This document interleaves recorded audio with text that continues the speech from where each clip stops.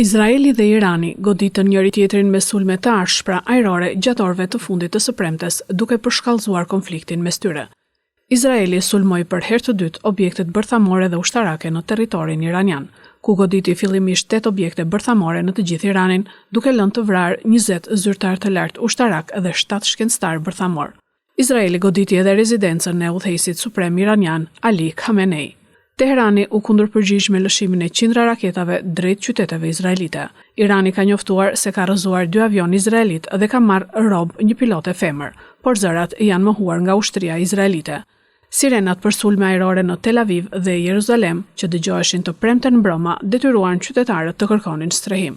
Pamjet e tymit të dëndur mbi qiellin e Tel Avivit u transmetuan në mediat ndërkombëtare, duke treguar intensitetin e sulmeve. Ushtria izraelite njoftoi se sistemi i mbrojtjes ajrore ka ndaluar shumicën e raketave iraniane, megjithatë, disa prej tyre kanë depërtuar dhe shkaktuar dëme. Kryeministri i Izraelit Benjamin Netanyahu paralajmëroi se përplasjet mund të zgjasin për ditë me radhë dhe i ka bërë thirrje popullit iranian të ngrihet kundër regjimit që sipas tij po i çon drejt katastrofës. Kurse lideri suprem i Iranit, Ayatollah Ali Khamenei, tha se Izraeli ka iniciuar një luftë të hapur dhe paralajmëroi se Teherani nuk do të ndalet pa i shkaktuar Izraelit pasoja të rënda.